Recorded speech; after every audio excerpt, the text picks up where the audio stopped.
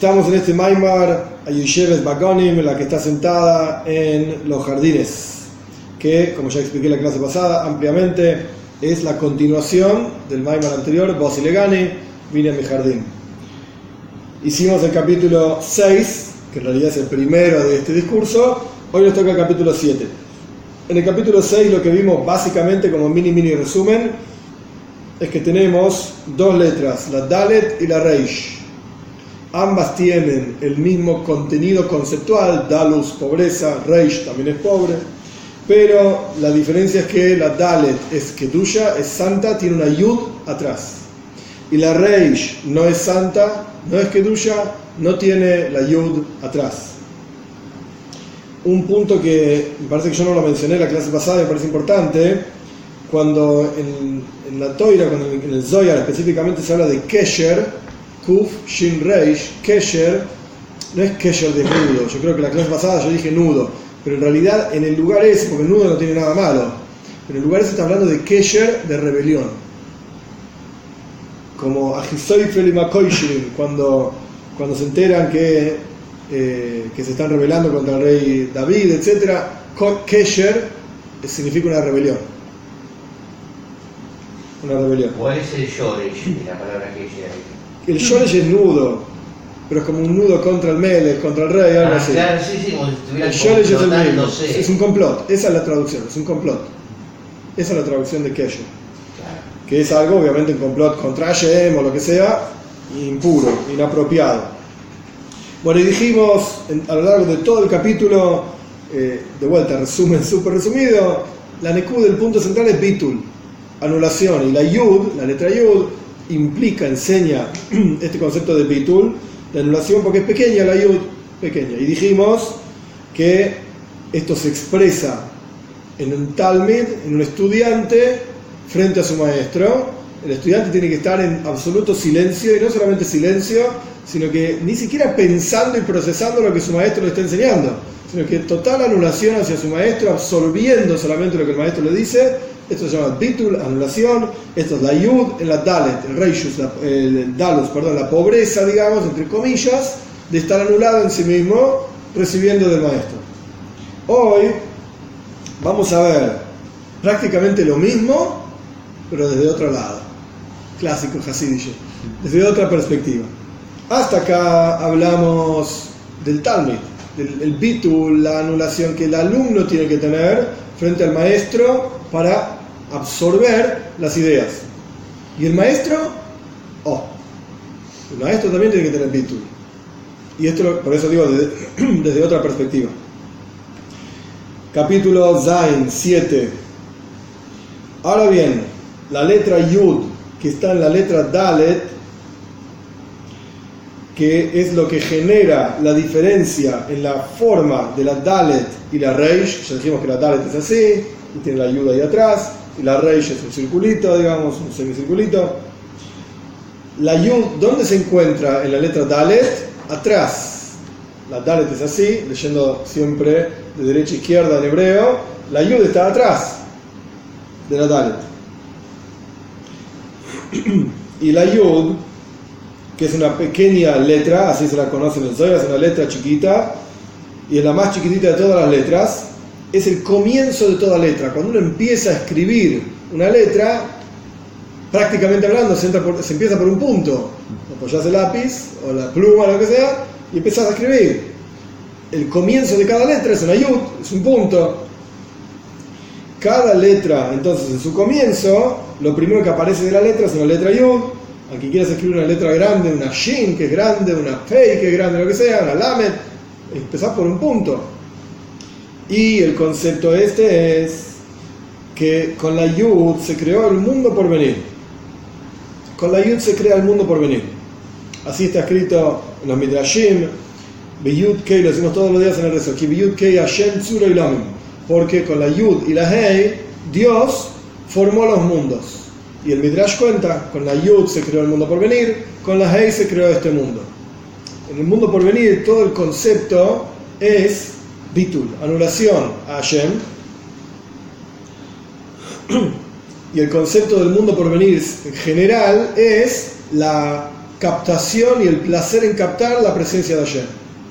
Hashem da, por así decir, su presencia y muestra su presencia a las neshomas, a las almas que están en el mundo por venir. El mundo por venir en este concepto, en este contexto, se refiere al Gan Eden, al paraíso, a donde van las almas tras el fallecimiento. Después, hoy la Ma'abo, el mundo por venir, tiene otro contexto también, que es hoy la Matjía, el mundo de la resurrección de los muertos. Esto es otra historia, no estamos hablando acá de esto, sino que en el mundo por venir está revelada la presencia de Hashem y está escrito que los tzadikim están sentados disfrutando de la presencia de Hashem en el mundo por venir. ¿Estamos? Bien.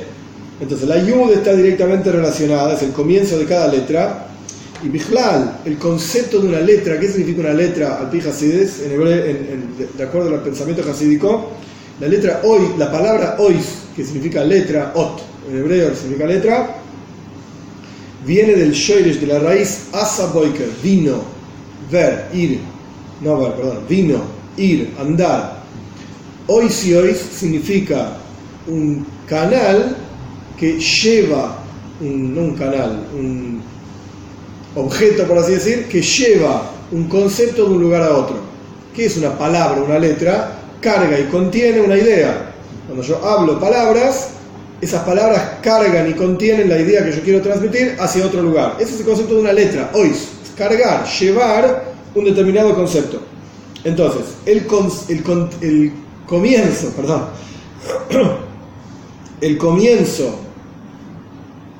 de toda letra, el comienzo de toda carga de información de un lugar a otro es una yud. No solamente el talmid del estudiante tiene que hacer bitul, tiene que anularse a sí mismo para poder recibir y entender la información, sino que en el maestro mismo, cuando él genera y forma las letras con las que carga los determinados conceptos, el comienzo de cada una de esas letras es bitul, una yud. Él tiene que anularse a sí mismo. ¿Qué significa que el maestro tiene que anularse a sí mismo? Vamos a ver más adelante algunos conceptos en adición a esto, pero hasta ahora lo que va diciendo el Rebbe son pocas líneas que entramos en el capítulo, pero mucha información. El primer bitul que tiene que aparecer en el maestro se llama tzimtzum. Tzimtzum significa contracción. En este contexto, ¿qué quiere decir?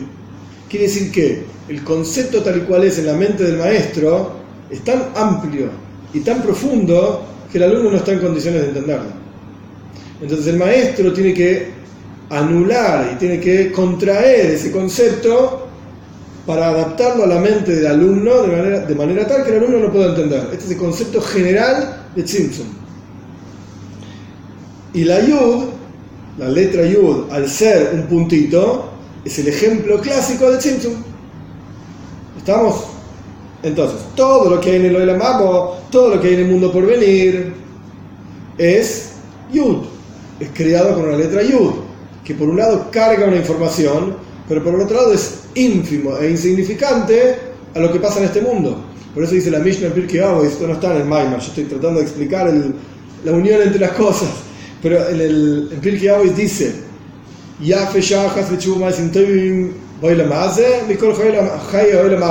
es mejor, es más útil, etc. un instante de acercamiento a Dios, arrepentimiento y buenas acciones, mitzvahs, en este mundo, que toda la vida en el mundo por venir. ¿Por qué?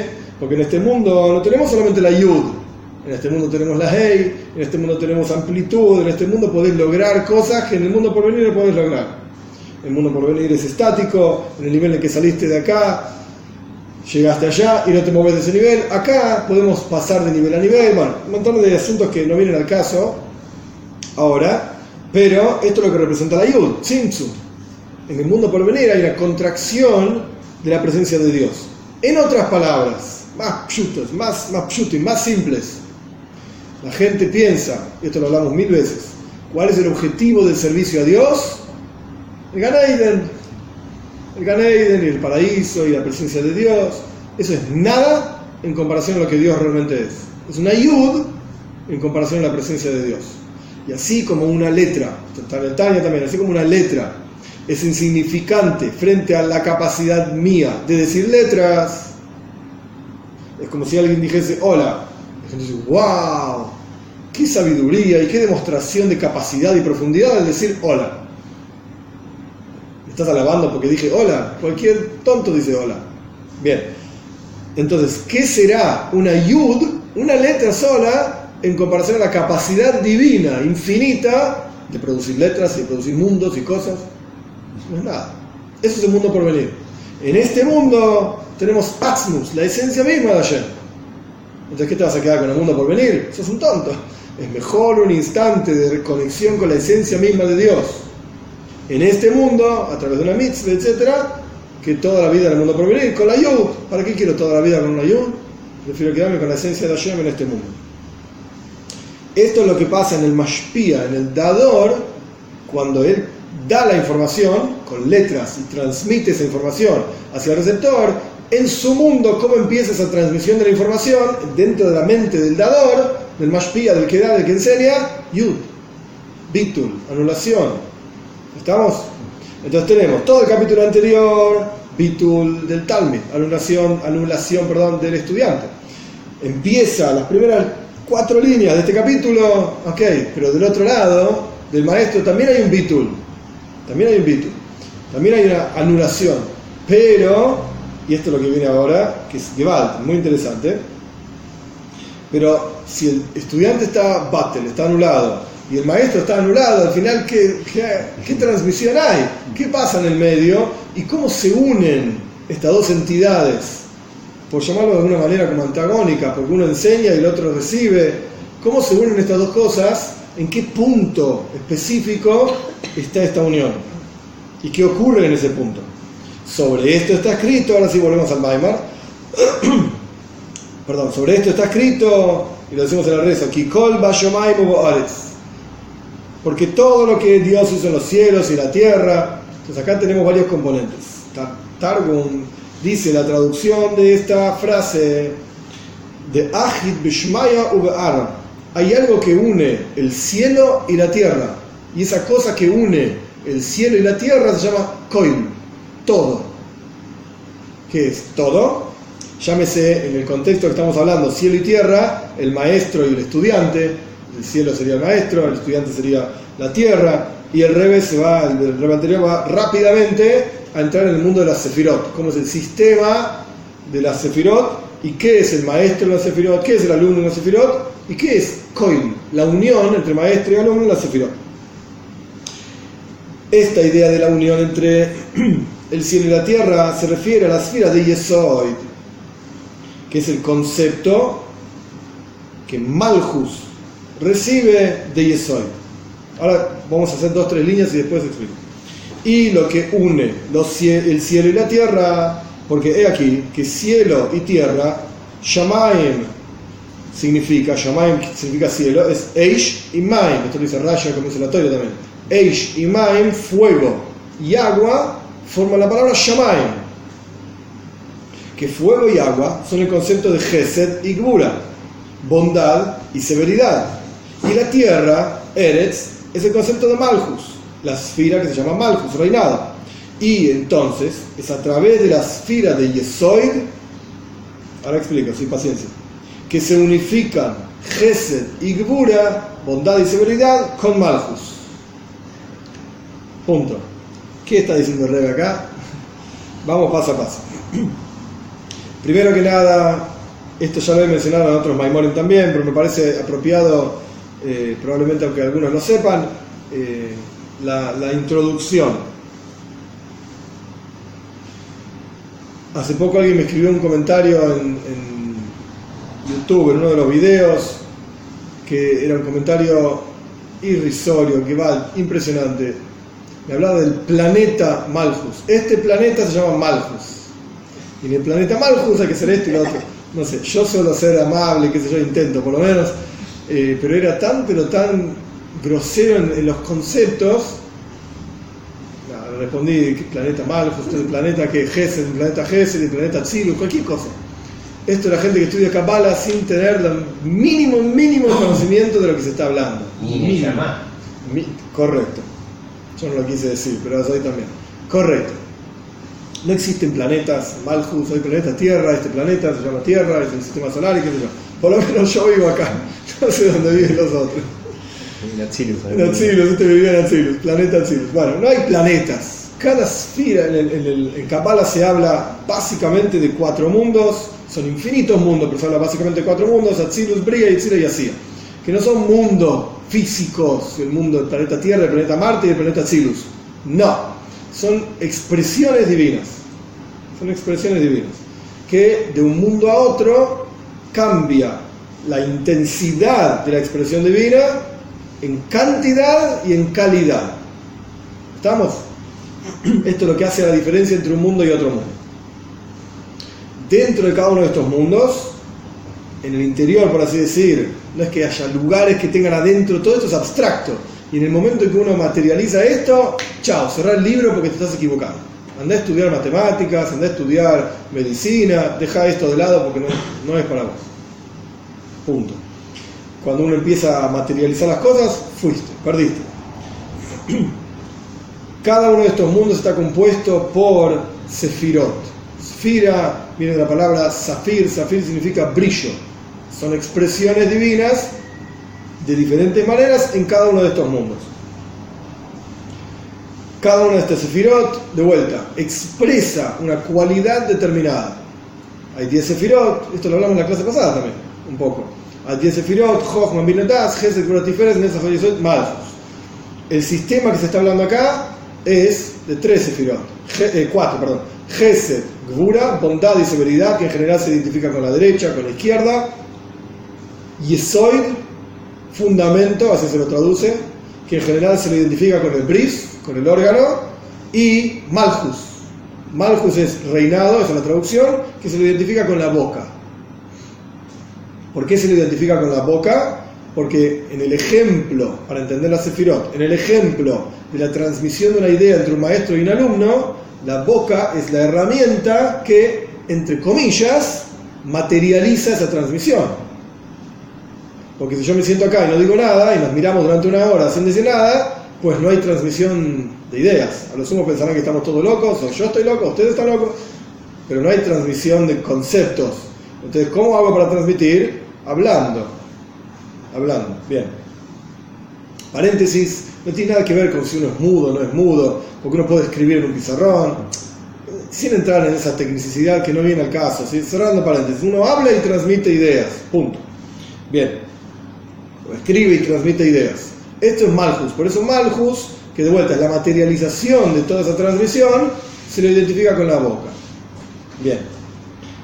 Entonces acá tenemos Shamaim, el cielo y la tierra, Eretz. El cielo está compuesto por Eish y Maim. La palabra Shamaim quiere decir cielo, Eish quiere decir fuego, Maim quiere decir agua. Shamaim, Eish y Maim, que es el fuego, Gvura, severidad, que es el agua, Gesed. Cada una de las sefirot, esto es uno de los grandes, entre comillas, problemas de estudiar Zohar, si uno no tiene claro lo que está estudiando. El Zohar identifica, incluso hay un sefer entero, se llama Erkei Akinuim, un libro, tipo una enciclopedia, que te muestra, y en el Pardes también, el libro Pardes, está esta enciclopedia, perdón, el Pardes lo escribió Moishe Cordovero, el Ramak, año 1530, por ahí, en Tzfaz, en Eretz HaKodesh, en Eretz Israel. Ir a Kodesh, la ciudad santa en Eretz Israel. Él escribe en una parte del Pardes una especie de enciclopedia que identifica nombres con Sefirot, por ejemplo. Entonces empieza a Malchus, se lo llama Eretz, se lo llama Maves, tiene montones de nombres, no tiene un solo nombre, perdón. Entonces cuando uno lee y se hace referencia a un nombre, uno tiene que saber, ¿y ese nombre a qué está haciendo referencia? No podés conectarlo con cualquier cosa. Entonces acá tenés Eish y Maim, Shamaim. Eish es fuego, Gvura, severidad. Maim es agua, Gesed, bondad. ¿Cómo se une Shamaim, Va'aretz y la tierra? ¿Qué es la tierra? Tierra es Malchus, es el último nivel. Ok, entonces estamos uniendo Gesed y Gvura, Shamaim, bondad y severidad, con Eretz, con Malchus. En el dibujo serían 2 arriba y 1 abajo. ¿Con qué se unen? Koil. Koil Bashamayim Va'aretz. Hay algo que se llama Koil, todo, que une. ¿Cómo sabes que Koil es unión? Porque Koil quiere decir todo, porque el Targum, la traducción de Koil es de Ajid. Ajid es de Ajed, unir. Koil Bashamayim Va'aretz. Hay algo que une el Shamaim, Gesed y Gvura, con Malchus, que es Koil, Yesod. Se llama Yesod. ¿Por qué se llama Koil Yesod? Porque recibe de todas las otras sefirot toda la shpa, todo el flujo de energía, todas las otras sefirot, y se lo pasa a Malchus. ¿Estamos hasta acá? Sí. Bien. Esto es lo que dijo el Rebbe hasta acá. Pero esto es a lo que se refiere la Dalet y la Yud y el Pitul, porque con Yud se creó el mundo por venir. Estoy conectándolo con el texto que veníamos anteriormente. Con la Yud se creó el mundo por venir, y que hace referencia al Shomaim, a todo lo que viene del cielo, a Gesed y Gebura, específicamente hablando, más en detalle, que une con Malchus a través de Yesod. Perfecto, tenemos un sistema místico ahí, cabalístico. Hay otras uniones, existe un Keser con Malchus, Tiferes con Malchus, Netzahiot con Malchus, hay todo tipo de uniones, están todas conectadas con todas. Los senderos. Esos son 12 específicos, es un tema. Hay otros senderos. Sí, Ein muchos Sof. más. Sí, Ein Sof. En la práctica, de hecho, decimos todos los días en el Davenen, Litvunase in Heiker, no. Bueno, se me fue el paso de la cabeza ahora. Cuando decimos en una No sé, en musculatura tomaste tú. Sí. Va, Ein Mispar. Se me fue el paso que entero ahora no lo tengo en la cabeza. Litvunase in Mispar. Bueno, tu entendimiento, tu entendimiento, ahora se me fue el paso que exacto de la cabeza, no tiene cuenta, no tiene número. ¿Qué significa esto?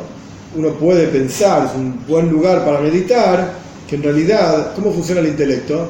El intelecto sano, el concepto de Bina, es entender una cosa de dentro de otra cosa y empezar a hacer conexiones. El concepto de Bina es conectar una idea con otra idea para generar toda una especie de abanico de conceptos todos interconectados. Esas interconexiones, Ein Mispar, no tienen número.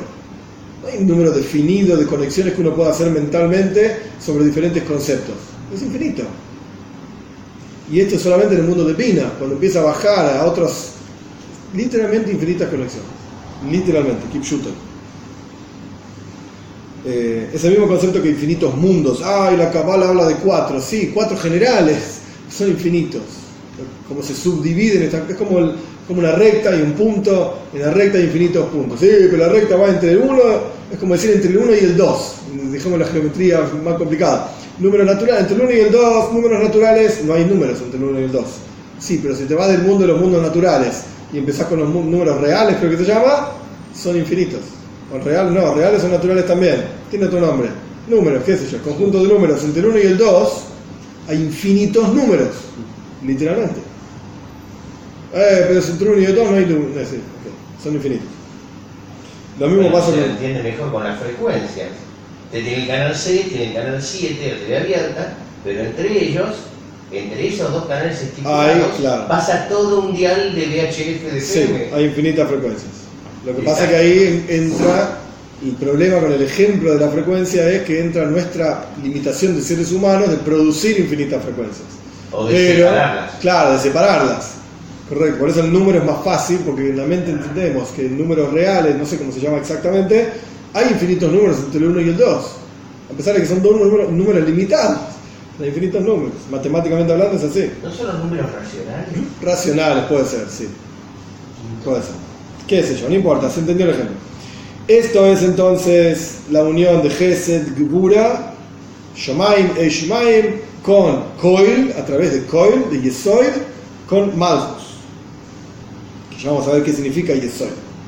Bekitsu, en resumen, para quizás entender más fácil lo que viene después, Yesod es el bris, se lo identifica con el órgano del bris. El concepto general es Tainu, el placer. Por eso también el Rebbe empezó a hablar de la Yud. La Yud es el mundo por venir, el mundo por venir es el placer de las almas en el Gan Eden. Tainu, el placer. En el ejemplo de la transmisión entre el maestro y el alumno, y esto lo hemos hablado en otros Maimonim también, si el maestro no tiene placer en lo que está haciendo, es imposible transmitir algo al alumno. Es imposible. Y cuanto más placer tenga el maestro en dar la clase, en enseñar, etcétera, etcétera, tanto mejor el alumno va a recibir la información y la va a poder procesar, etcétera, para seguir adelante, para crecer. Pero si el maestro no tiene placer en lo que está haciendo, no hay nada que hablar. Y esto es Yesod. Yesod reúne la información de la Sefirot de arriba, digamos, más arriba que Yesod, y la pasa a Malchus. En ese pasaje lo que simboliza Yesoid es el placer en dar información. El placer en dar información. ¿Se entiende? Bien.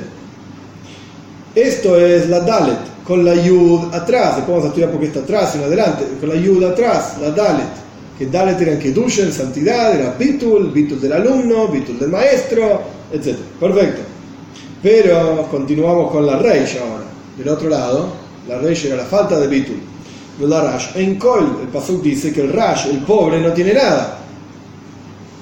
Es decir, que en la letra Reish no hay Kol Bashamayim Ba'aretz, no hay unión entre el cielo y la tierra, no hay una esfera de Yesoid que una al Mashpia con el Mekabel. Hay pobreza ahí. En otras palabras, que la palabra que se habla es Betachlis Ahelem Behester, es en forma totalmente oculta. No quiere decir que no se transmite, pero se transmite a desgano, o se transmite a propósito para que el otro no entienda. Es como solía ser en años sí, el Zeide y la Bobe, que se hablaban en Yiddish para que los nietos no entiendan. Ok, en realidad estaba mal porque no transmitían, etc., no enseñaban, pero el objetivo de la palabra era que no entienda. Y existe hablar así, uno puede hablar en código. Claro, podés ir al médico, y si el médico va a empezar a hablar en forma técnica sobre las virtudes de tal pastilla y tal droga que hace esto y aquello, y vos te sentás ahí y decís, no entiendo nada, ¿qué me tomo? Me duele la cabeza. No, porque el ibuprofeno hace que, no entiendo nada yo del tema, ¿sí? Que las células de neuronas se hacen esto y lo otro, y usted va a llegar a sentir, qué sé yo, qué sé cuánto. Yo me duele la cabeza nada más, decime que tomo y otra cosa, dame la pastilla, me lo tomo. El médico puede hacer eso, hablar entre comillas en código o raro, o puede decir si el ibuprofeno sirve para el dolor de cabeza. Sí, por ahí no quieren que te enteres algo. Sí, yo me hice la ecografía y dice, me parece que es XX. ¡Ay, es nena! Le dije yo. ¿Viste? Le rompí ahí el hielo. Entonces, la Rash en Koil. El versículo dice claramente Koil. Koil dijimos que era Yesoid. El versículo, si lo lees en forma simple, burra, el pobre no tiene todo. Esa es la traducción literal. El pobre no tiene todo. Claro, si es pobre, no tiene nada. Eso es lo que quiere decir. ¿Para eso necesitas un versículo? Cualquier tonto sabe que el pobre no tiene nada. O no tiene todo. ¿Por qué? Es lo mismo. Al pobre todo le falta. ¿Sí? Al pobre todo le falta, claro. Entonces viene Hasidus, la forma más profunda de entender las cosas. No. Te está diciendo que la Rash, el Reish, no tiene todo. Todo era Yesoid. En Klipa, en impureza, no hay Yesoid. No hay unión entre Shammai y Ba'aretz. No hay unión entre lo espiritual y lo material. No tiene esfera de Yesoid. En otras palabras, en Avodas Hashem, en el servicio a Dios, en términos concretos, el Dibur, las palabras, están totalmente ocultas. Incluso si hay palabras, no hay mensaje. No hay mensaje. Por eso también David Amelech habla de que se sientan con leitzim, con burlones, y qué sé yo, el que se pasó la vida tomando el Jaime, haciendo nada. ¿De qué hablas? Hablamos de pavadas todo el día. Yoishvei Kronos, en la Gemara se habla de los que se sientan en las esquinas. Esquina ahí tomando cerveza. No hay nada. Hablas. ¿Pero qué hablas? ¿Qué estuviste hablando durante las últimas 3-4 horas?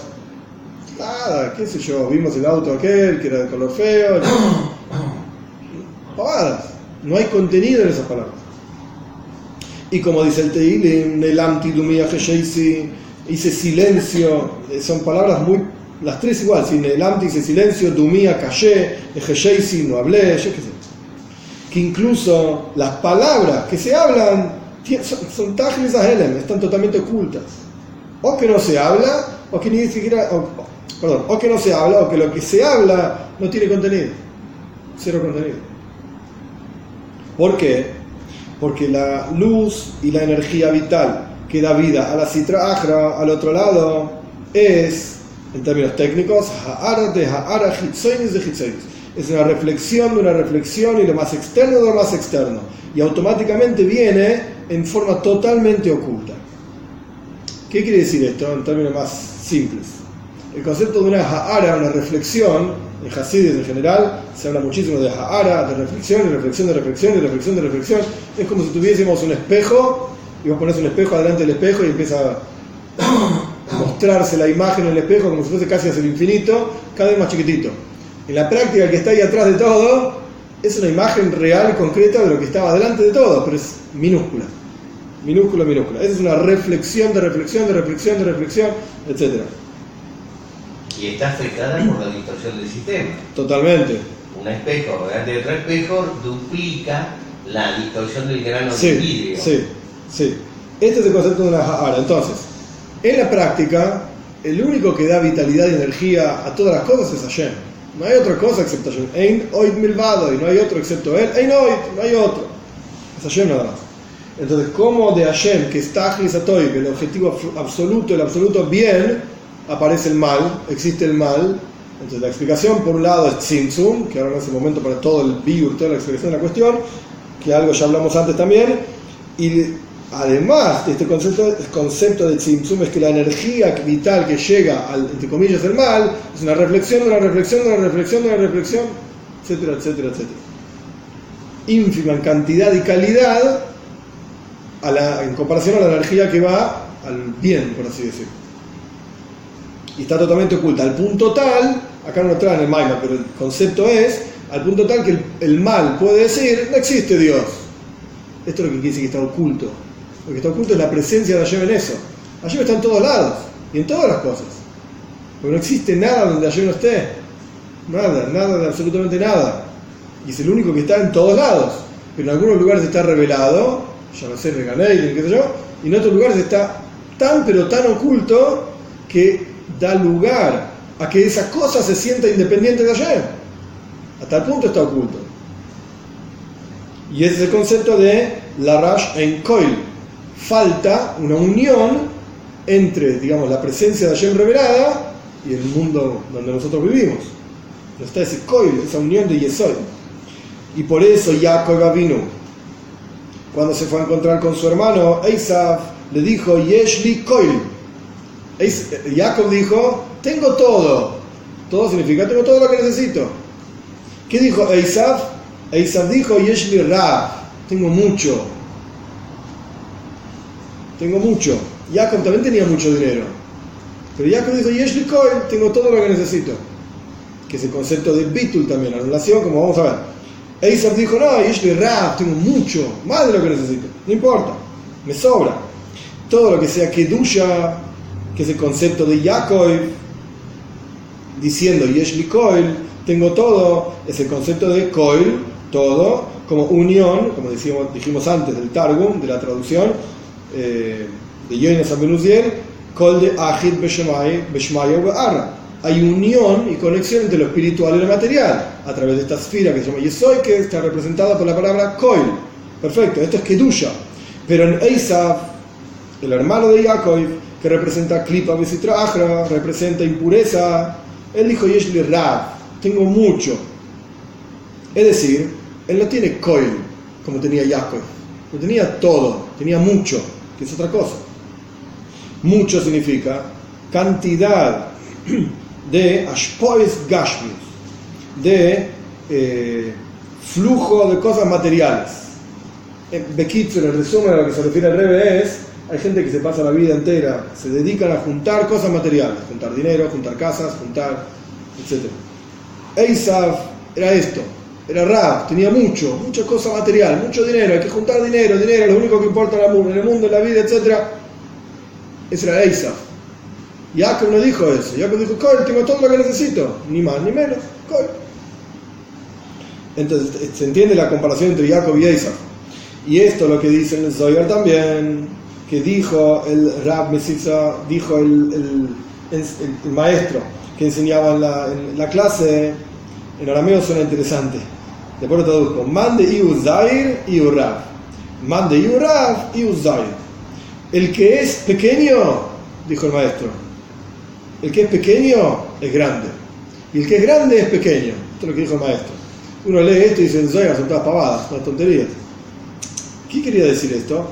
En Kedusha, en santidad, que es Zair, que es pequeño, es el concepto de la Yud, el concepto del Bitul, en Kedusha, en santidad, ese que es pequeño, y como está escrito el versículo, mi Yaakov kikatonhu, que acaso se va a levantar Yaakov porque es pequeño, esa pequeñez es Rab, es decir, es mucho, es amplio y revela el concepto de Koil, de la unión entre lo espiritual y lo material. Aquella persona que es humilde, su humildad le da grandeza. Pero aquella persona que es Rab, aquella persona que es arrogante, orgullosa, soberbia, etc., es decir, que tiene el concepto de Rab, que tiene mucha amplitud, etc., y Uzair, ese es pequeño. A los ojos de Hashem es pequeño. Como decimos, ya lo citamos, Velarash en Koil. El pobre no tiene Koil, no tiene esta unión, no está unido al mundo espiritual. Vos no podés estar unido al mundo material, disfrutando del mundo material y además ser una persona espiritual. A menos que seas un tzadik, yo que sé, un tzadik raro. El Rebbe Maharash vivía una vida con mucha amplitud. Tenía cubiertos de oro, cosas así. Okay, esa era la boina del Rebbe Maharash, por lo que sea.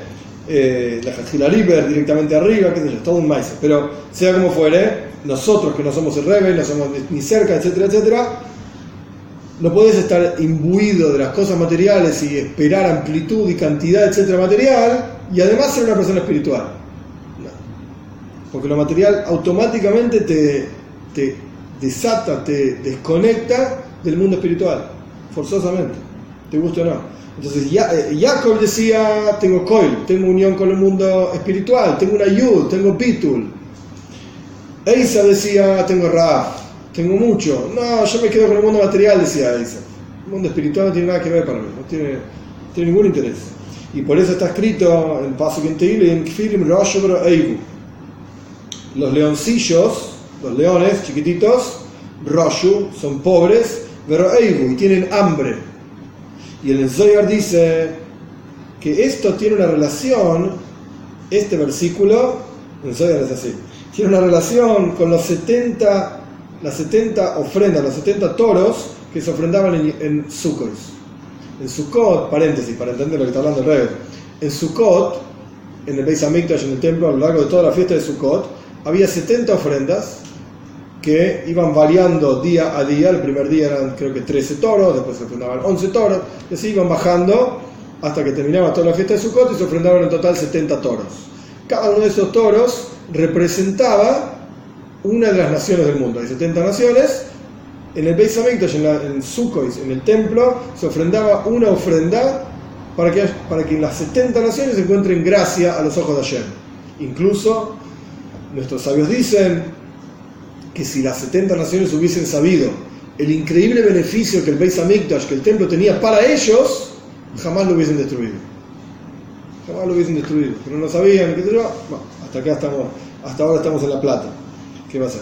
Pero sea como fuere, el Zohar dice que estos kfirim, la palabra kfir en hebreo significa león, kfir, kfir.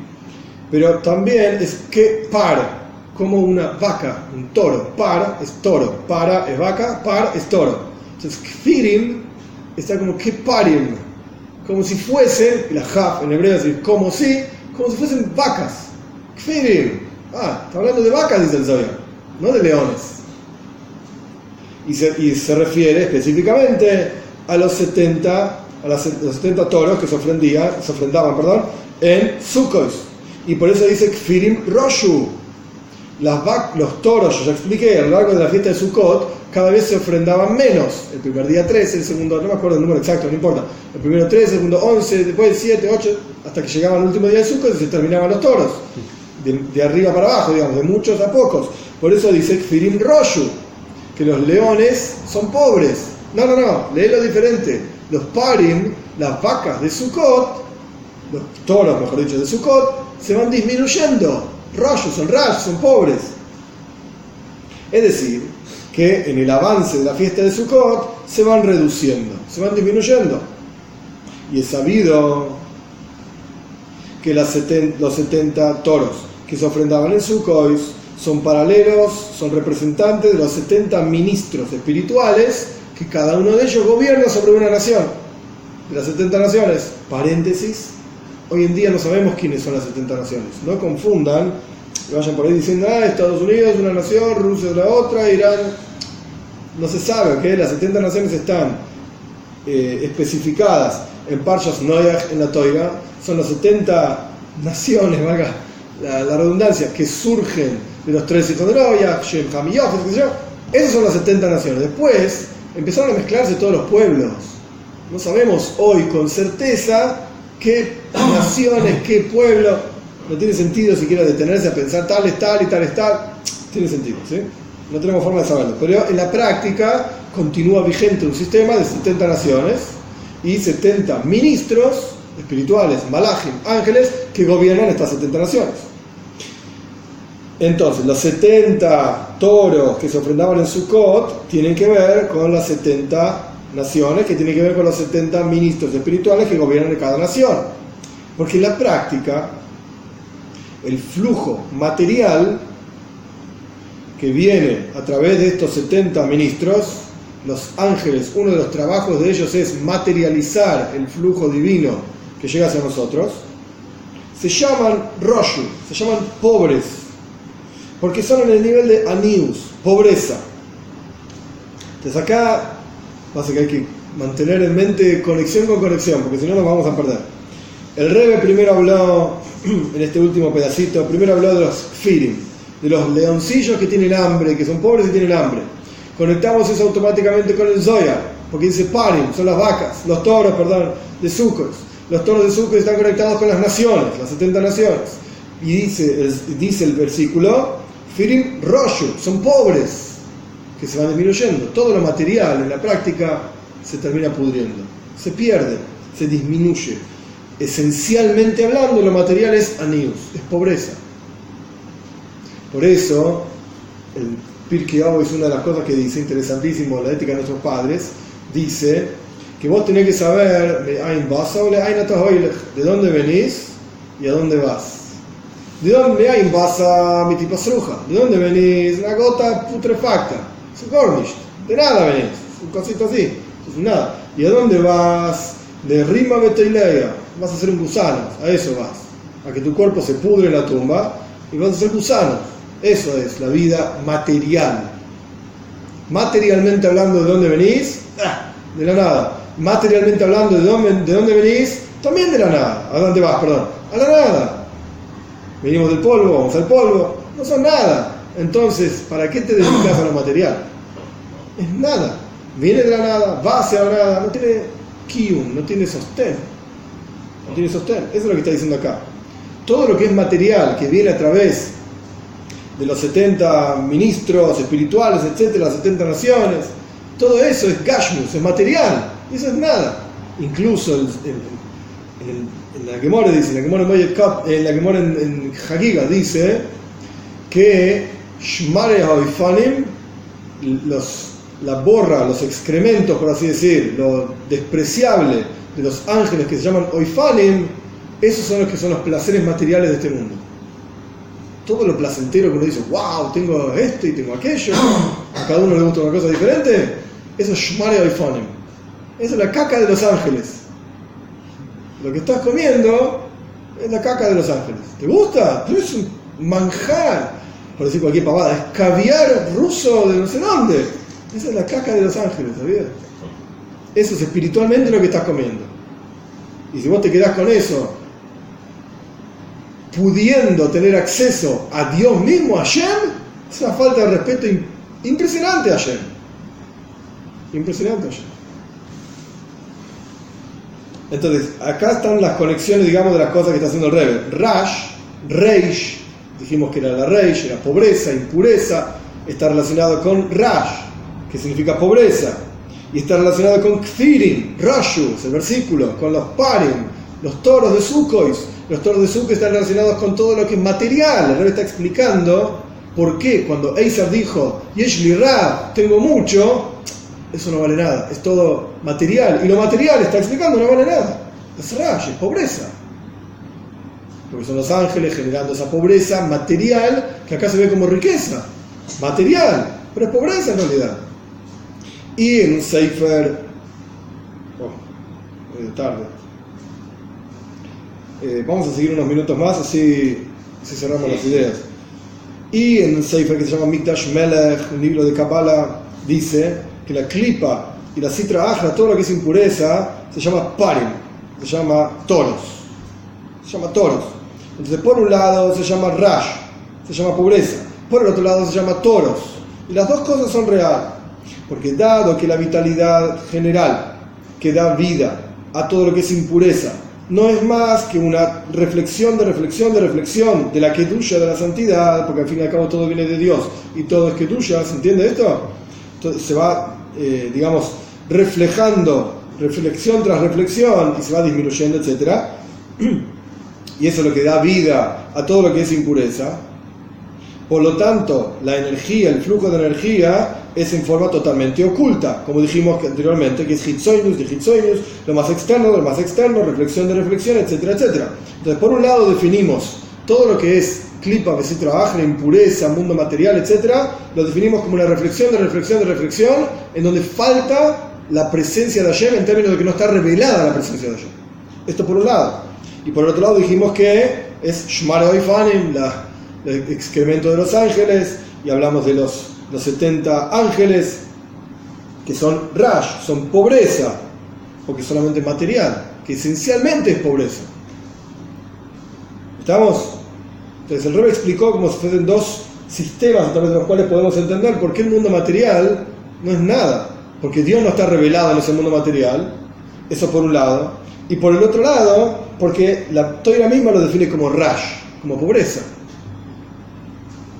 Y esto mismo es lo que hace, y este es un clic interesantísimo, importantísimo, esto mismo, esta pobreza esencial en lo que es klipa, impureza, sitra ajra, al otro lado, en lo que es gashmius, el mundo material, esto mismo, esta pobreza misma, es la que genera la arrogancia y la soberbia absoluta.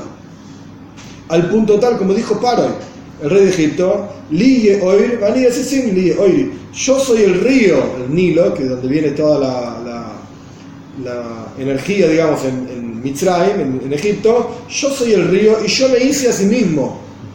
Paroi se consideraba un dios, yo me hice a mí mismo, yo soy Dios. Que es la soberbia absoluta, la negación total de Dios. Yo soy Dios, que de arriba no existe, yo soy Dios. Esto es el opuesto a la verdad, literalmente. Porque la verdad es que Paroi recibió una braja de Jacob, como está escrito en el Pirush Rashi sobre el versículo Jacob en Parashat Vayechi. Cuando Jacob bendice a Paroi, Rashi explica, lo saca de los Midrashim, que la bendición que le dio Jacob a Paroi fue que cuando él se acerque al río Nilo, el agua venga hacia él. Esa fue la bendición que Jacob le dio a Paroi. Entonces en la práctica el tipo se acercaba al río y se le venía agua, y entonces empezó a decir, yo soy Dios. Primero vino una braja de Hashem le dio una braja a él. ¿Y cómo tomó la bendición? Deja que Dios ni Dios, el río viene hacia mí, yo soy Dios. Es el opuesto absoluto. Pero ¿de dónde viene ese opuesto absoluto? De Hashem. Paroi, la palabra Paroi tiene las mismas letras que la palabra Ha'oiref, el cuello, que es la parte de atrás, la cerviz, como te dicen. Sí, la cerviz. ¿Sí? Y más aún, él negó y era Kafu y Toiba. Kafu y Toiba es malagradecido. Y dijo, yo soy el río, yo soy Dios. Ese es el concepto general de klipa, de impureza.